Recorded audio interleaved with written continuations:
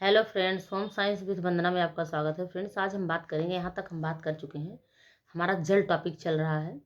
जल की हमारी 2 क्लासें हो गई हैं। आज हम तीसरी क्लास देख रहे हैं और ये समाप्त हो जाएगा। आज इस टॉपिक को हम समाप्त भी कर देंगे। तो यहाँ पे हम बात करेंगे जल शुद्ध करने की विधियाँ। यहाँ तक मेरा हो गया है, यहाँ तक हम करवा दिए हैं। और आज हम बात करेंगे जल शुद्ध करने की विधियाँ।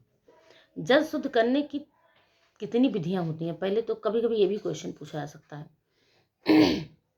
जल शुद्ध करने की जो मुख्य विधियां होती हैं वो 3 होती हैं। कौन कौन से?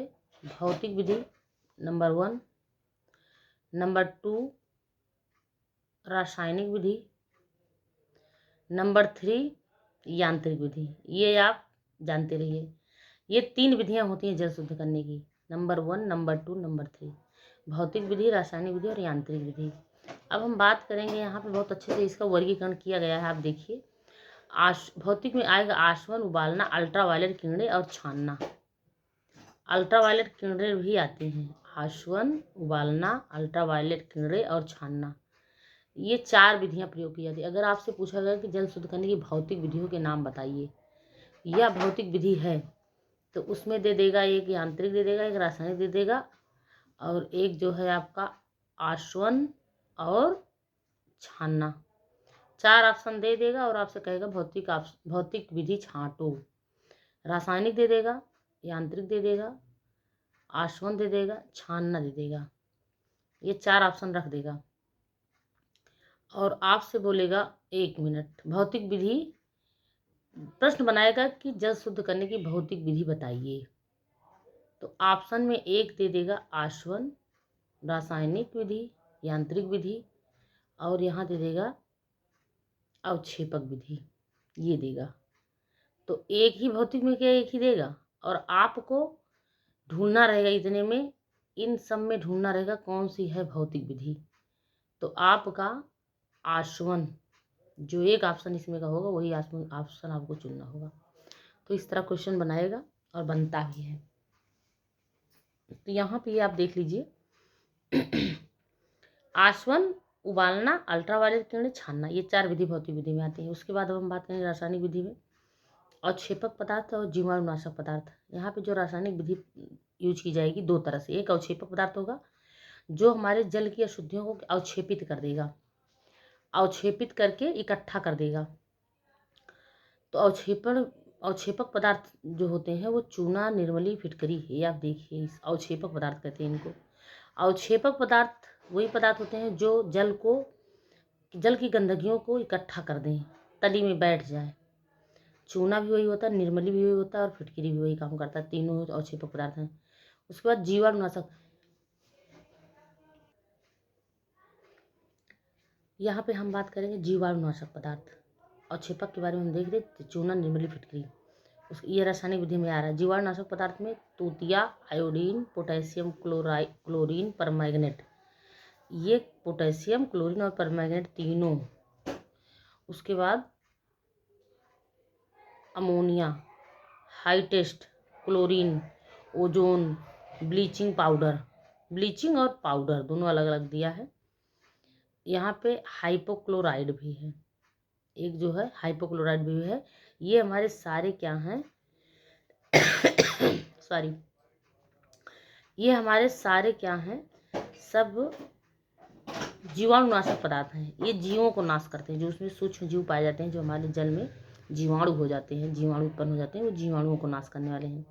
अगर आपसे पूछा गया जीवाणुनाशक पदार्थ हैं, तो आप चूना और फिटकरी और निर्मली को नहीं लगाएंगे, ये अवक्षेपक हैं। तीनों इसको दे देगा और एक इसमें का देगा तूतिया। चूना, निर्मली, फिटकरी, तूतिया या आयोडीन, या कोई एक इसमें से देगा, इसमें से एक ही देगा और ये तीनों रहेंगे। तो आपको जीवाणुनाशक पदार्थ ढूंढना रहेगा, तो आप एक पे जाएंगे, ये जो एक इसमें का रहेगा उसी को आप पकड़ेंगे।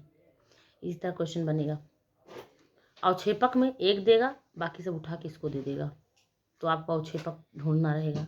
तो इस तरह आप जानते रहिए कौन सा अवक्षेपक, इतना आपको ध्यान देना कौन सा अवक्षेपक पदार्थ है, कौन सा जीवाणुनाशक पदार्थ है, कौन सा भौतिक विधि में आ रहा है, कौन सा रासायनिक विधि में आ रहा है, ये सारी चीज़ें आपको ध्यान देना है। तो अब हम बात करते हैं यांत्रिक विधि की, बात कर लेते हैं। यांत्रिक विधि हमारा कौन सा है, ये देखिए यांत्रिक विधि यहाँ से ये यांत्रिक विधि यहाँ पे 2 हैं। जो हमारे यांत्रिक विधि हैं इसमें 2 आ रहे हैं। कौन कौन से आ रहे हैं? घरेलू निस्यंदक विधि, जो घरेलू निस्यंदक विधि होती है। उसके बाद विशाल पैमाने पर जल की शुद्धि। तो यहाँ पे हम बात करें घरेलू तौर पर जल को शुद्ध करने के लिए मुख्यतः निम्नलिखित विधियों को अपनाया जाता है। जो हमारे यांत्रिक विधि हैं, यांत्रिक विधि या था घरेलू निस्यंदक विधि, विशाल पैमाने पर जल की शुद्धि। तो यहाँ पे कहा जा रहा है कि घरेलू तौर पर जल को शुद्ध करने के लिए मुख्य निम्नलिखित विधियों का प्रयोग करते हैं। तो निम्नलिखित विधियों को अपनाते हैं। तो ये तो खैर इसको घरेलू विधि में ही रखेंगे। ये सारे जो है ये जितने हैं सब घरेलू विधि ही हैं। और इसको जो हम लोग ये देख रहे हैं यांत्रिक विधि में, यांत्रिक विधि घरेलू निस्यंदक, मतलब घरेलू निस्यंदक से तात्पर्य ये है आपको ये यहीं तक देखना है। ये यांत्रिक विधि आपका यहीं तक रहेगा ये। अब यहाँ पे हम आपको बता दें यांत्रिक विधि है क्या। जैसे कि इसमें 2 पॉइंट लिखा हुआ है, ये देखिए यांत्रिक विधि है, जल शुद्ध करने की मुख्य विधियों में आ रहा है। तो यहाँ पे अगर हम बात करें तो जो ये घरेलू निस्यंदक है और विशाल पैमाने पर जल की शुद्धि है, यहाँ पे अगर हम बात करें तो ये बता क्या रहा है। घरेलू निस्यंदक जैसे हमारे यहाँ घर पे हम लोग लगाते हैं, क्या कहते हैं, बिना बिजली का फिल्टर लगाते हैं, बिना बिजली का फिल्टर, आरओ और घड़े का प्रयोग करके, क्योंकि यांत्रिक है, यंत्र के श्रेणी में आएगा, घड़ा यंत्र की श्रेणी में आएगा। तो घड़ा, 4 घड़े का प्रयोग किया जाता है, घड़ौची विधि बोलते हैं उसको, घड़ौची विधि। तो इसी कहते हैं घरेलू निस्यंदक विधि। घरेलू निस्यंदक में आपका घड़ा भी आएगा, आपका बिजली का फिल्टर भी आएगा, बिना बिजली का फिल्टर आएगा, ये सब घरेलू विधि में आते हैं। और उसके बाद जो विशाल पैमाने पर जल की शुद्धि की बात की जा रही है, यहाँ पे जैसे बड़े प्लांट लगे होते हैं, जो बड़े बड़े प्लांट होते हैं जहाँ पे जल को आरओ कहते हैं, आरओ का जल, और जल को सप्लाई करते हैं। यहाँ पे अपने यूज के लिए मशीन लोग घर पे लगा लेते हैं, छोटी छोटी मशीनें, उस यंत्र को, छोटे छोटे यंत्र को। और यहाँ पे बड़े यंत्रों का प्रयोग किया जाता है विशाल पैमाने पर, जो जल को पैकिंग करके बेचने के लिए व्यवसाय से संबंधित जल शुद्ध करने की बड़े पैमाने पर विधि होती है। उसके बाद अब हम बात करेंगे जो यहाँ पे दिया गया है कि घरेलू तौर पर जल को शुद्ध करने की। तो यही है घरेलू तौर पे, ये जो आप जिसका ये वर्गीकरण देख चुके हैं, इसको हम घरेलू तौर पे भी बोलेंगे, यही है तीनों। और यहाँ वही चीज़ दिया गया है, ये देखो यही यहाँ भी है, भौतिक विधि, रासायनिक विधि, यांत्रिक विधि, यही तीनों विधियाँ हैं। तो जो भौतिक विधि है, आसवन दिया गया। आसवन में क्या होता है, भौतिक विधि में पहला पॉइंट आसवन दिया गया है। आसवन में क्या होता है, आसवन में हमारे जल को, इसको सबको पता होगा इसमें क्या होता है। थोड़ा सा यहाँ से भी क्वेश्चन बनता है, हम डिस्क्राइब कर दे रहे हैं, ऐसे आप पास करके पढ़िएगा इसको, बाकी हम ऐसे ही बता दे रहे हैं आपको। आसवन से तात्पर्य ये है कि जो भाप बनकर शीत में भाप बनकर हम बनाते हैं, भाप बनकर शीत में ठंडा करने के पश्चात द्रवीभूत कर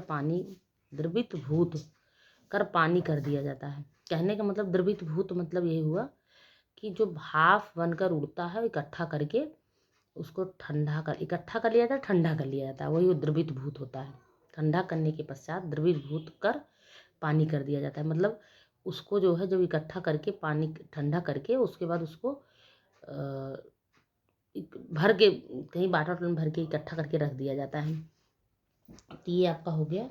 ये द्रवीभूत शब्द आपको मिले, आसवन शब्द आपको मिले, आसुत शब्द आपको मिले, तो आप जो है यही जल समझिएगा, आसवन जल को। ये जल कहाँ उपयोग किया जाता है, एक क्वेश्चन ये भी बनता है कि आसवन जल का उपयोग किस कार्य में लिया जाता है।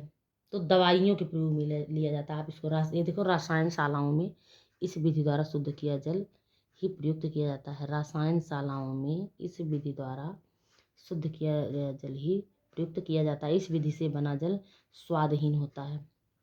यहाँ पे एक क्वेश्चन ये भी पूछ सकता है कि ये ऐसा जल कैसा होता है, स्वादहीन होता है।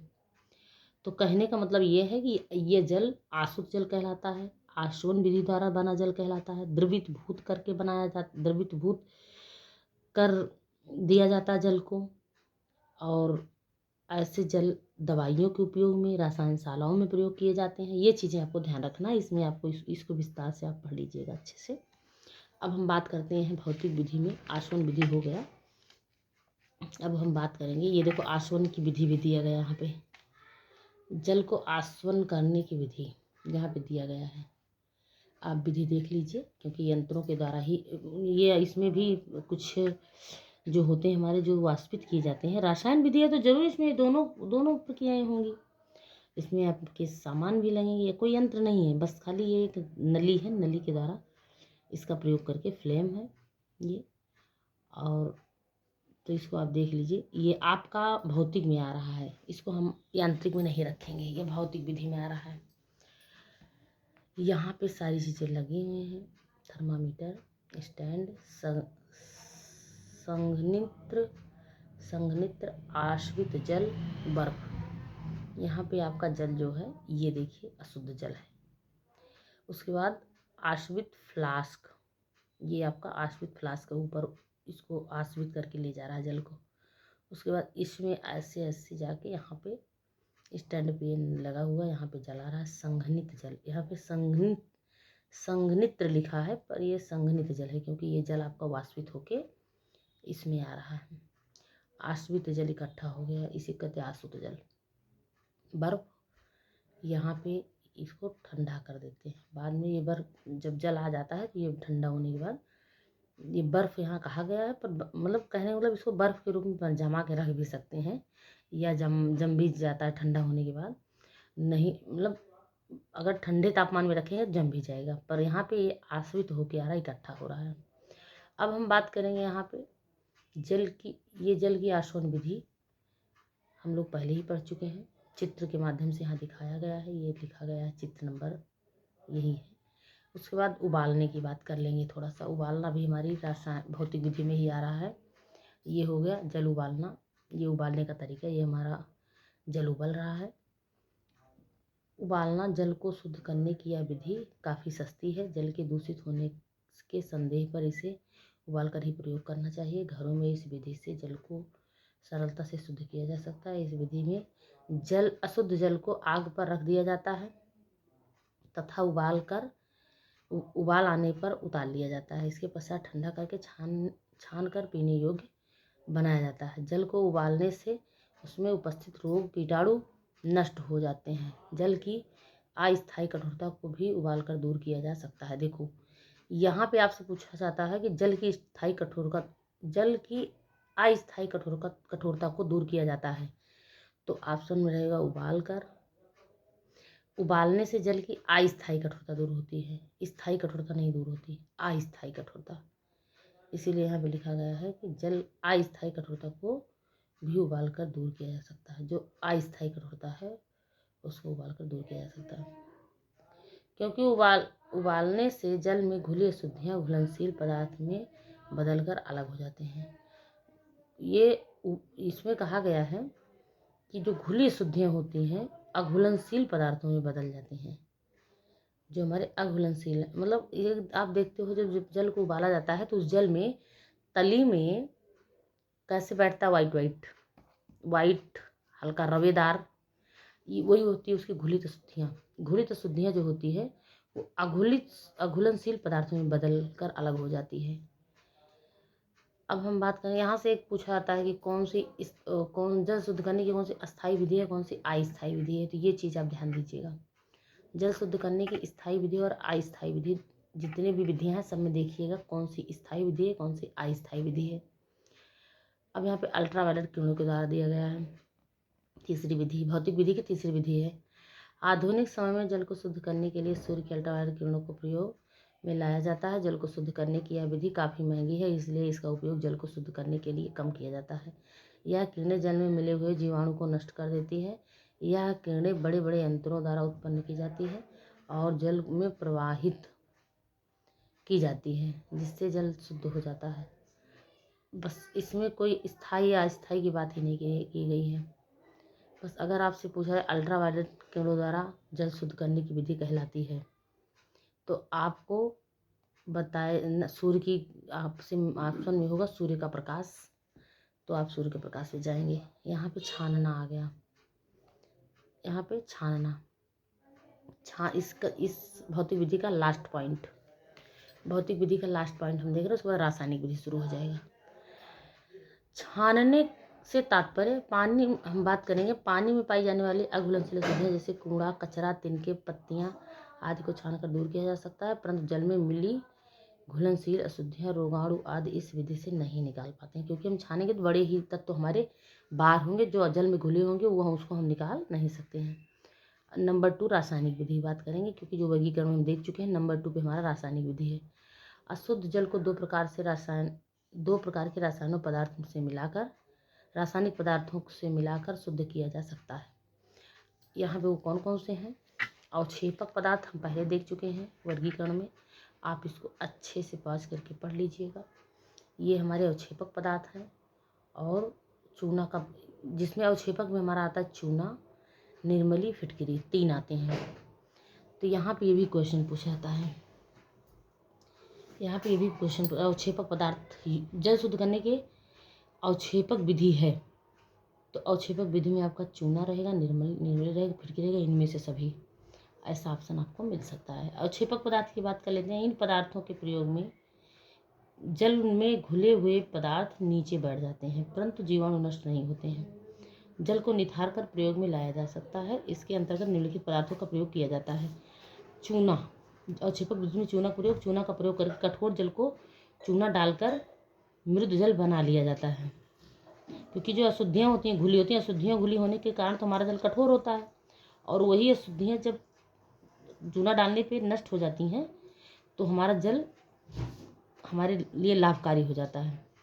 तो चूना डालकर मृदु जल बना लिया जाता है, उसका प्रयोग शरीर के लिए लाभकारी होता है। चूना डालने से जल में घुले हुए कार्बोनेट जो जल को कठोर बना देते हैं नष्ट हो जाते हैं। चूने की मात्रा जल में कम डाल दी जाती है।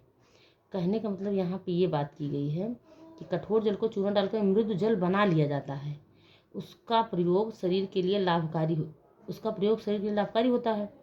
चूना डालने से जल में घुले हुए कार्बोनेट जो जल को कठोर बना देता है। कहने का मतलब जो पीने के लिए शुद्ध तो हो जाता है, शरीर के लिए लाभकारी हो जाता है, पर इसमें एक चीज़ ये होता है ना कि जल को कठोर बना देता है, ये कठोर बना देते हैं, नष्ट हो जाते हैं। चूने की मात्रा जल में कम डाल ली जाती है। कहने का मतलब बहुत अधिक चूना नहीं डालना चाहिए, नहीं तो वो और कठोर हो जाता है। निर्मली एक वृक्ष का फल होता है।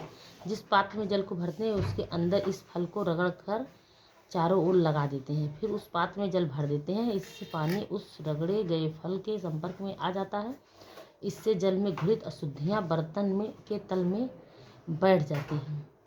इससे जल स्वच्छ हो जाता है। यह विधि काफ़ी सरल, सस्ती तथा सुगम है। इस विधि का प्रयोग घरों में सरलता से किया जा सकता है।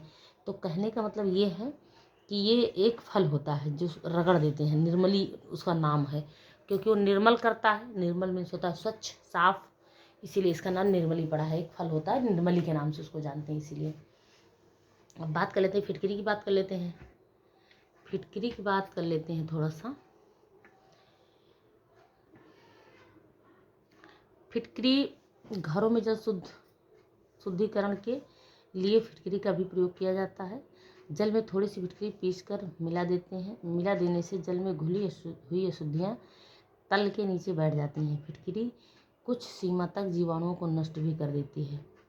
ये जीवाणुओं को भी नष्ट कर देती है, क्योंकि फिटकरी जो है एक रसायन में आती है ना, तो फिटकरी जो है जीवाणुओं को भी नष्ट करती है, और जो उसकी गंदगियाँ और भी होती है उसको भी अवक्षेपित कर देता है।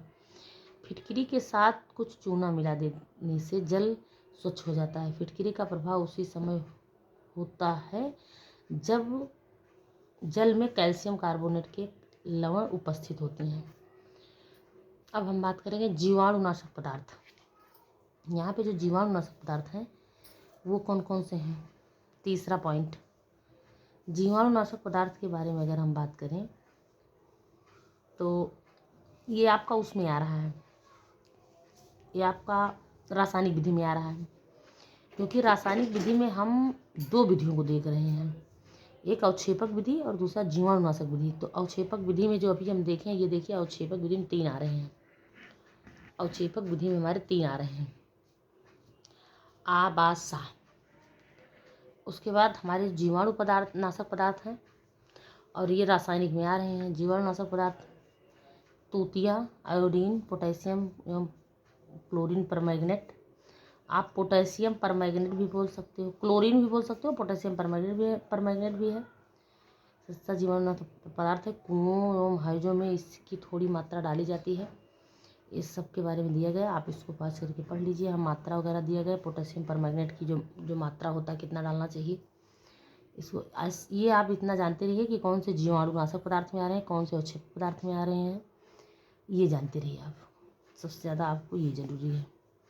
ये देखिए, कुएं पोटेशियम परमैंगनेट जो है ये परिवर्तित होकर लाल हो जाता है। गांव में कुएं के पानी को साफ करने के लिए यह प्रयोग किया जाता है।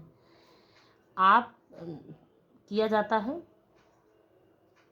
साफ करने के लिए एक अच्छा तथा सस्ता पदार्थ है। हैजा फैला होने पर इसकी थोड़ी मात्रा सब्जियों तथा फलों में सब्जियों तथा फलों में प्रयोग किया जाता है। कहने का मतलब आप ये जान लीजिए कि इसको कुएं की लाल दवा के नाम से जानती है। लाल है ना, तो यहाँ पे लिखा है कुएं के पानी को साफ करने के लिए ये दवा डाला जाता है। इसको पोटेशियम परमैंगनेट को कुएं की लाल दवा के नाम से जाना जाता है, ये आप जानते रहिए। उसके बाद यहाँ अमोनिया दिया है। ये आपके सब जीवाणुनाशक पदार्थ में आ रहे हैं। सब जीवाणुनाशक जीवों को नष्ट करते हैं। जीवों को नाश करने वाले जो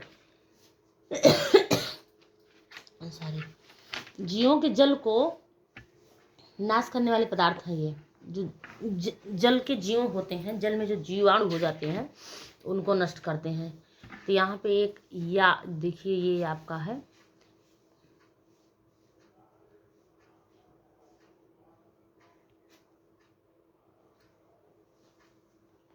ये आपका है हाईटेस्ट। ये भी एक है हाईटेस्ट या हाइपोक्लोराइड। इसको हाईटेस्ट हाइपोक्लोराइड पूरा नाम ही इसका है, हाईटेस्ट हाइपोक्लोराइड।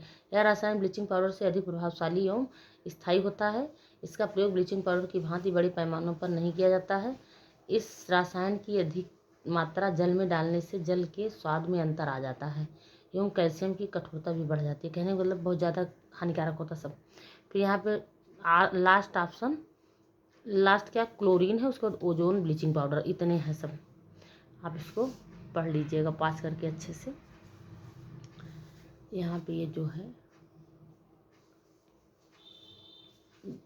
अच्छा है, क्योंकि जानना ज़रूरी है। ब्लीचिंग पाउडर सबको पता है।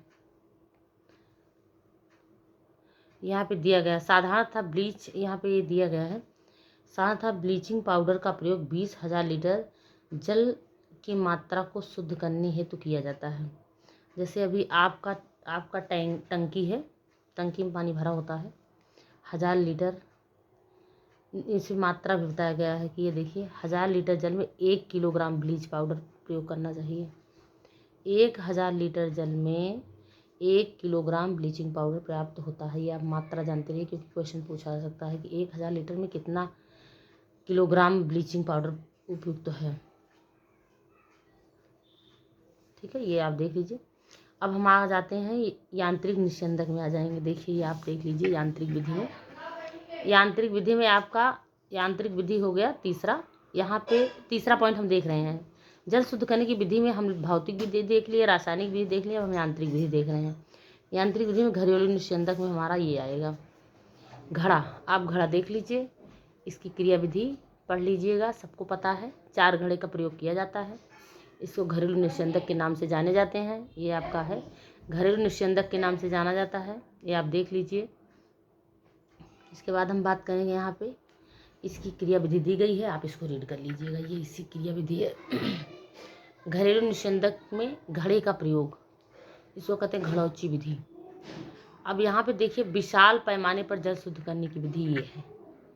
ये आपके विशाल जल जो भी आप वहाँ पे वर्गीकरण में देखे हैं, विशाल पैमाने पर जल शुद्ध करने की विधि ये है आपका। ये है यहाँ पे, ये हो गया ये। उसके बाद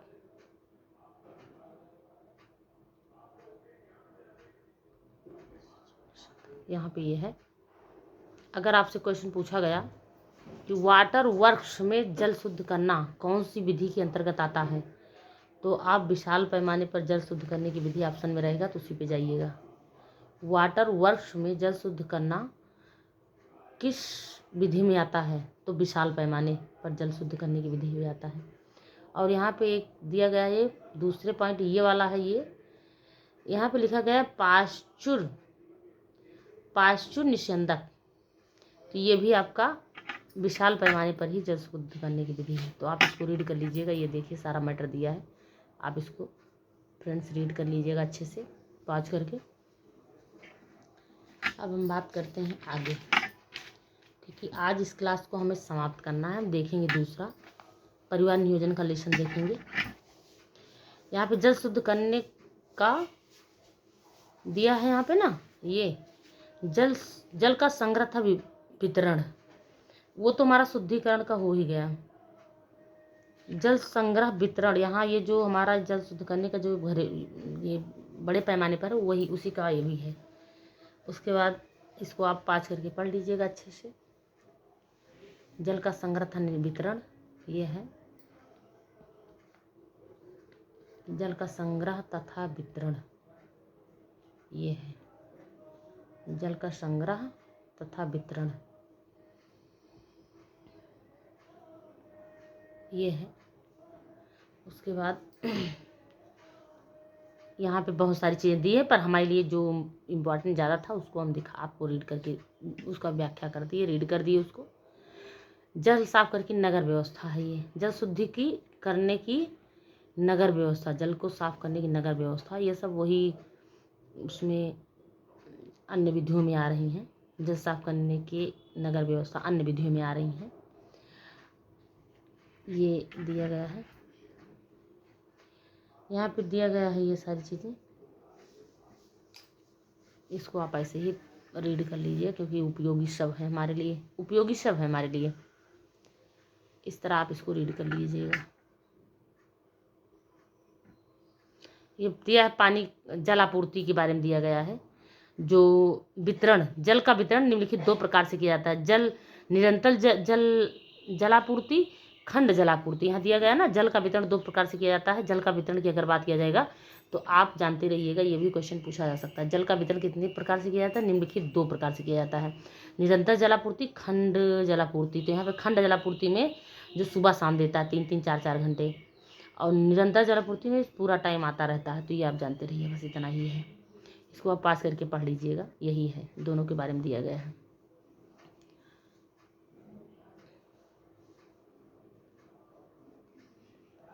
इसमें जो खंड जलपूर्ति है उसके बारे में बताया गया है कि अगर खंड जलपूर्ति जहाँ है वहाँ पे अग्निकांड, कोई और घटना हो गया, जल संग्रह करना पड़ता है, ये सारी बातें बताई गई हैं। तो इसको पास करके पढ़ लीजिएगा आप अपने अनुसार, ये बढ़िया चीज़ें हैं।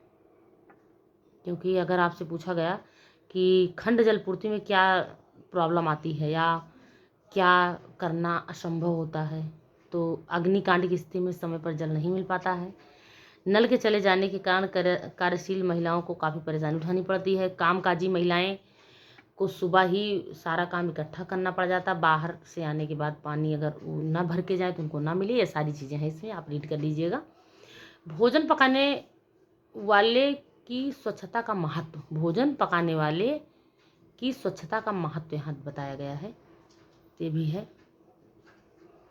ये इतना ये दिया गया है, सब देख लीजिए, आप इसको पास करके पढ़ लीजिएगा। उसके बाद ये हमारी क्लास आज समाप्त हो जा रही है, इतना ही है।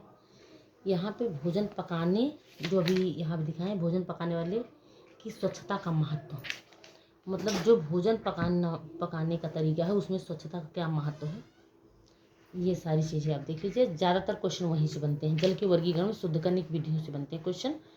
आपके लिए उपयोगी महत्वपूर्ण सब है, आप रीड कर सकते हैं अच्छे से, क्वेश्चन वहीं से बनता है, ये आप देख लीजिए। ये हमारा आज समाप्त हुआ। अब यहाँ पे ये भी दिया गया श्रेष्ठ स्वच्छता के नियम, ये देख लीजिए थोड़ा सा, इसको आप अच्छे से पढ़ लीजिएगा, यहीं पे पाज करके पढ़ लीजिएगा। ये आप पॉज करके पढ़ लीजिएगा। उसके बाद श्रेष्ठ स्वच्छता के नियम, श्रेष्ठ स्वच्छता के नियम दिया गया है। ये चीज़ें अपनाना चाहिए, ये स्वच्छ रखने के लिए श्रेष्ठ होना चाहिए। ये नियम हर व्यक्ति के पास ये होना चाहिए। श्रेष्ठ स्वच्छता के नियम में ये इतनी बातें और आ रही हैं। ये देखिए, ये हमारा यहीं पे समाप्त हुआ। और इसका प्रैक्टिस सेट, इस टॉपिक का प्रैक्टिस सेट हम डाल चुके हैं। आप प्लेलिस्ट पे जाके प्रैक्टिस सेट देख लीजिएगा। और इसके बाद अब जो मेरा ये प्रैक्टिस सेट इसका पढ़ चुका है, और अब जो अगला पार्ट होगा, अगला लेसन होगा, वो परिवार नियोजन होगा। फैमिली प्लानिंग, परिवार नियोजन से भी क्वेश्चन पूछा जाता है। अब हम बात करेंगे 11वां लेसन परिवार नियोजन के बारे में। तो फ्रेंड्स, आप हमारे चैनल को सब्सक्राइब कीजिएगा, वीडियो को लाइक कीजिएगा। धन्यवाद फ्रेंड्स।